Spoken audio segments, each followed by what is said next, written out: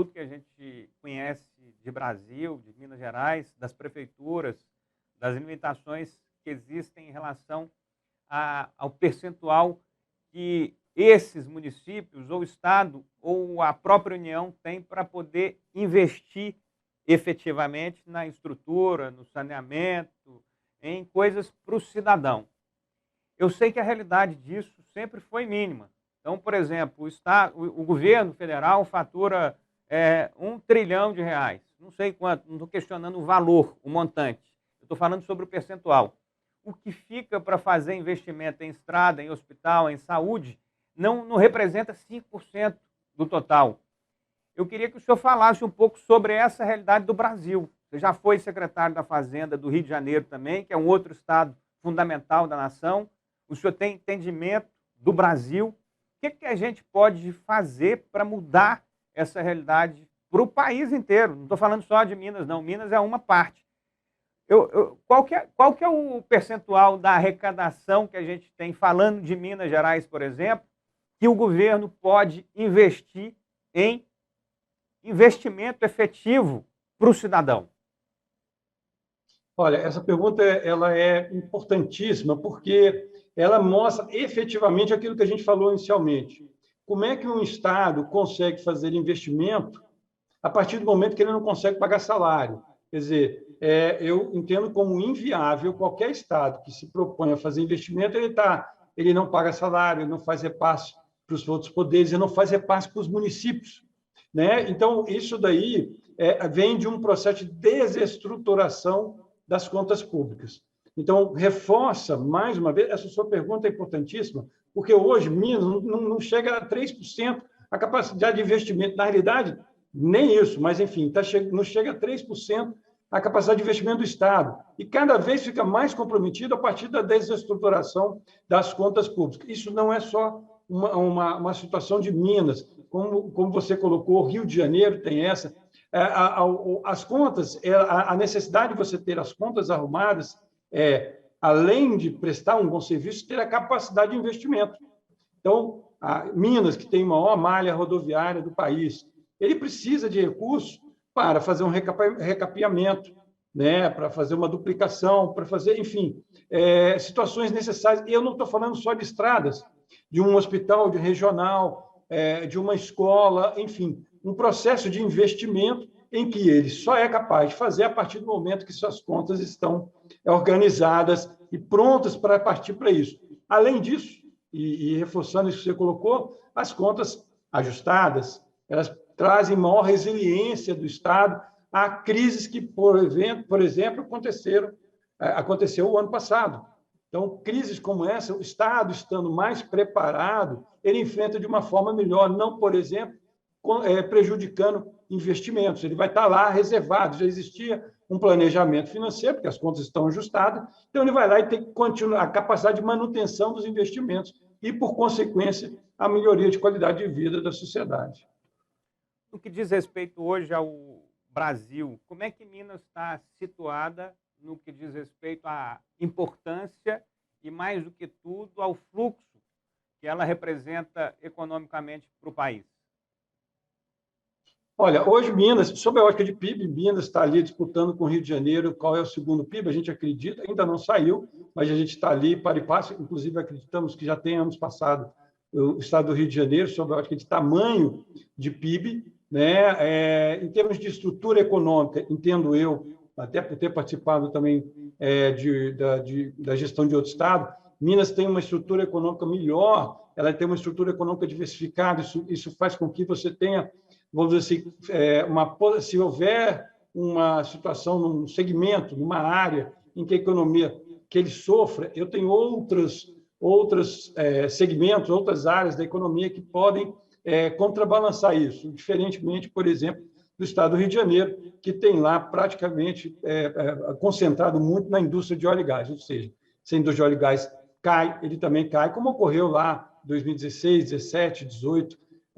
Então, o Estado fica extremamente dependente de um setor econômico e, quando há uma crise, esse setor econômico, o Estado é influenciado de forma direta. O Estado de Minas, não. O Estado de Minas é diversificado, tem uma economia muito resiliente, prova disso, o retorno da arrecadação em cima do ano de 2020, mostrando que o Estado de Minas é resiliente. Agora, ainda mais importante disso, Gustavo, é a questão também da capacidade de atrair investimentos. O Estado de Minas tem feito um trabalho de atração de investimento brutal. Vamos lembrar que o Fernando Passari, secretário de Desenvolvimento Econômico, eu vi que ele também faz parte dos painéis, de um dos painéis, ele vai confirmar lá que desde 2019, desde o início de 2019 até agora, o Estado já atraiu mais de 170 bilhões de reais em investimentos. Isso é importante, quer dizer, é um Estado significativo, tem um mercado demandante, tem uma estrutura logística bastante relevante, né? Tem uma posição geográfica estratégica, uma malha rodoviária bastante grande. Quer dizer, então, assim, ele sob a ótica econômica, entendo eu, que está muito bem posicionado. Ele precisa de alguns ajustes, mas isso é normal, mas eu entendo como um Estado extremamente bem posicionado na economia brasileira, né? Obviamente, não dá para comparar com São Paulo, mas fora São Paulo, o Estado de Minas está muito bem posicionado dentro desse contexto de entes subnacionais no Brasil. Gustavo, uma das coisas que a gente mais escuta por parte dos empresários, e aí para qualquer região do Brasil, eu te faço uma pergunta, vamos falar, muito mais utilizando o seu conhecimento amplo do que só sobre Minas Gerais. Em relação nós estamos aqui num evento chamado Economia e Agora, e uma dessas partes que eu vejo que mais doem nos empreendedores que estão associados aí a tudo quanto é região do Brasil, é a variação que existe nas questões tributárias em cada uma das federações, em cada um dos entes federados no Brasil. Então, no Piauí você tem uma realidade, no Rio Grande do Sul você tem outra, em Minas Gerais você tem outra. Então, aquela empresa que atua nacionalmente, ela tem que ter um trabalho tributário dedicado a cada região, a cada estado que ela está presente. Como é que você, dentro da sua função, dentro da sua visão como uma pessoa de alta qualidade e conhecimento, como é que você vê esse retrato para o Brasil? Como é que você vê a melhoria, o refinamento desta questão tributária tão bagunçada no país inteiro? Como é que você enxerga essa questão para o setor produtivo avançar mais no país? Olha, você foi no ponto. Na realidade, você foi no ponto. Na realidade, a gente precisa de uma reforma tributária. Isso a gente vem há muito buscando. Tivemos um entendimento, um consenso, nunca no CONFAZ. O CONFAZ é o Conselho de Secretários Estaduais de Fazenda. Houve um consenso da reforma tributária, de uma proposta de um imposto único no destino, ou seja, uma coisa muito mais simplificada em termos de tributos e que acaba com esse manicômio tributário que existe. Eu vou dar um exemplo. Lá no Rio de Janeiro, uma vez eu fui visitar a Petrobras. Ela tinha dois andares de advogados, no sentido de advogados da área tributarista, para entender como as coisas poderiam, melhor funcionariam para a Petrobras. Imaginem o custo disso.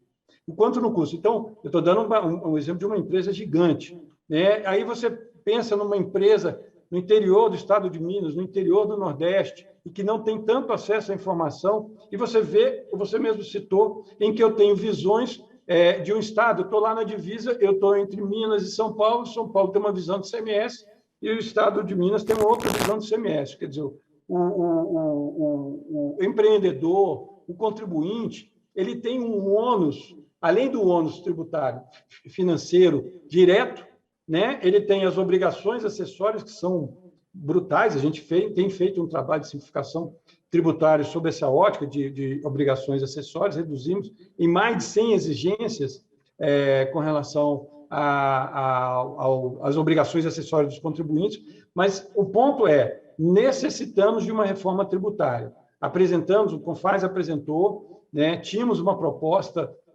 no Congresso, infelizmente ela não foi para frente, mas agora está até um pouco estacionada, mas há uma proposta de um IVA dual, um IVA nacional e um IVA regional no Estado, no sentido IVA, né, um imposto de valor agregado, em que ele é bem mais, você simplifica alguns tributos, tanto tributos nacionais quanto tributos estaduais e municipais. Isso faz com que você reduza muito a necessidade de mão de obra, de despender horas para entender essa situação tributária, e, com isso, você pode liberar recursos para outros, para aumentar a sua produção, enfim, melhorar a sua operação.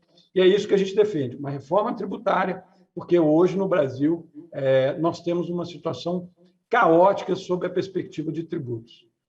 Quais são as melhores referências que você tem de formatos tributários pelo mundo afora e que a gente poderia ter como espelho para o Brasil? Olha, você tem, por exemplo, o norte-americano, que ele é objetivo, ele é no ato, na compra. Você compra e tem lá a sua fixação lá explícita em termos de valor. Então, você, olha, eu estou comprando um pão e está lá o pão e mais 6% de tax, que você vai falar que aquilo lá é referente às taxas que são pagas ali. Obviamente, tem outros tributos, eu estou colocando o maior, o mais relevante. Esse é um exemplo clássico de que você tem a possibilidade de ter um tributo extremamente simples, direto no consumidor. O consumidor está vendo que está pagando tributo em cima daquilo e banca, e você tem a transparência desse processo. É claro que não tem só esse tributo, existem outros, mas eu estou falando, esse é o principal tributo, que para mim, que seria a nossa proposta. A proposta do CONFAZ é, no destino, ser tributado o bem, mercadoria, o serviço, ser tributado no destino. Enfim, a gente acha que esse é um modelo que poderia. Tem outros modelos, mas esse é só para exemplificar de forma mais clara o processo. Gustavo, nós estamos chegando aqui aos nossos últimos minutos e eu queria que você fizesse uma análise aí de como que o governo de Minas está chegando a esse último ano de mandato. 2022 já é, de fato, o ano que encerra esse primeiro momento do governador Romeu Zema. Como é que você se enxerga nessa missão iniciada 3 anos atrás, que vai completar o seu 4º ano no ano que vem? Como é que você se enxerga nessa missão e como é que você enxerga a finalização desta primeira etapa em 2022? Quais foram as suas principais conquistas aí nesses tempos de governo Zema como secretário da Fazenda? Como é que você imagina deixar o cargo em 2022 e como é que você imagina recomeçar a sua missão em 2023, já reeleito para mais um mandato de governo Zema? Olha, eu acho que, assim, sob a ótica da Secretaria de Fazenda, eu acho que são 2 segmentos que a gente pode falar. Primeiro, esse processo de simplificação tributária foi um processo importante, está sendo um processo importante, porque ainda está acontecendo, onde a gente reduziu mais de 100 processos aqui dentro. Isso trouxe uma melhoria muito grande para o contribuinte. Hoje ele tem quase 100% dos serviços são prestados pela internet, ele não precisa se deslocar aqui. Então, isso é facilidade para o contribuinte, isso é um ponto importante. O outro ponto foi a organização do fluxo de caixa do Estado, entender como ele funciona. A partir do momento de que se entende como ele funciona, você começa a fazer o seu planejamento financeiro. E foi isso que a gente fez nos últimos anos. A gente conseguiu entender como ele funciona, mesmo com a crise do ano passado, e com isso a gente conseguiu fazer um planejamento que fez, primeiro, o Estado voltar a pagar os municípios de forma corrente, todo mês, que era uma coisa que não acontecia antes. Além disso, além de pagar o corrente, nós tínhamos um passivo com esses mesmos municípios de não repasse de ICMS, de Fundeb, de IPVA, que começaram a ser feitos. Então, isso foi o primeiro acordo que a gente fez. Este ano já fizemos 2 acordos grandes, um com recomposição do depósito judicial. O depósito judicial foi sacado lá em 2015, 16, se eu não me engano, ele foi sacado. Essa lei do que foi aprovado, o saque do depósito judicial, foi considerado inconstitucional e foi feito um acordo com o Tribunal de Justiça, em que o Estado volta a pagar. Isso vai fazer uma recomposição no valor de 7,5 bilhões de reais nos próximos 8 anos, nós vamos fazer essa recomposição. E agora também, em outubro, foi assinado um acordo com a MM de pagamento dos convênios de saúde que não era repassado aos municípios, mais um acordo de próximo de 6 bilhões de reais. Esse sob a ótica de grandes passivos com relação aos municípios de depósito judicial. Eu acho que o grande ganho, também já foi objeto aqui da nossa conversa, voltar a pagar o servidor em dia depois de 5 anos e meio. O servidor sabe que ele vai receber até o 5º dia útil. Isso é muito importante, a previsibilidade, a tranquilidade de saber que vai receber, que vai poder pagar seu aluguel, sua prestação habitacional, seu cartão de crédito, sem nenhum problema, porque está lá, vai estar o recurso, isso vai acontecendo desde agosto de 2021, o 13º sendo pago, não só isso, férias prêmios que tinham desde 2013, que não foram pagas, a gente já começou a pagar, já pagamos mais de 210 milhões de reais em férias prêmios, são obrigações que o Estado tinha com os servidores, não eram pagas, enfim. A gente tem isso tudo como um planejamento, dentro de um planejamento, com uma rigidez na despesa e com a busca de melhora de arrecadação sem aumento de imposto. O que a gente espera para 2022 é que a gente continue fazendo isso e que a gente consiga, a nosso ver, importante para o equacionamento das suas contas públicas, que a gente consiga a aprovação do regime de recuperação fiscal, que com isso a gente dá um passo muito grande no sentido do equilíbrio definitivo das contas do Estado de Minas Gerais. Finaliza aqui falando o que impacta, o que muda na vida, no dia a dia do Estado, o bendito acordo que foi feito com a Vale, obviamente a partir de uma tragédia enorme, mas o que isso responde, o que isso resulta no dia a dia financeiro do Estado? Vamos lá. Primeiro, esse acordo da Vale, é importante destacar que ele é separado da conta do Estado. Né? Todos os recursos do acordo da Vale não poderão se misturar com os recursos do Tesouro. Eles não vão entrar nesse dia a dia do Tesouro, que é uma outra situação. Pagar as despesas do Estado, pagar o salário do servidor, o custeio das secretarias e tudo. O acordo da Vale, o que ele vai trazer? Ele vai trazer muitos investimentos.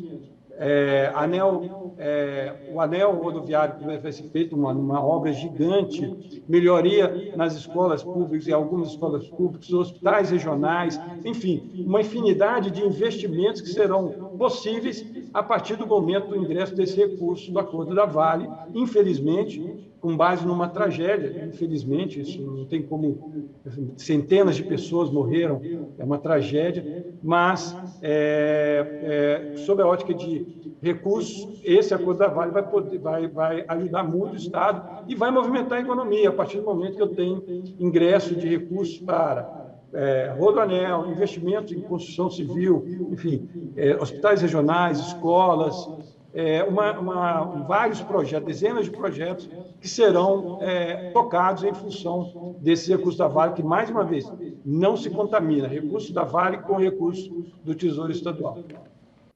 É isso, ouvimos aqui no Economia e agora o secretário de Fazenda do Estado de Minas Gerais, Gustavo Barbosa, sobre o acordo com a Vale. 78 projetos em 18 cidades mineiras foram selecionados na primeira etapa do acordo firmado com a mineradora. Esses locais vão receber um investimento de reparação socioeconômica nesse primeiro bloco com as cidades selecionadas.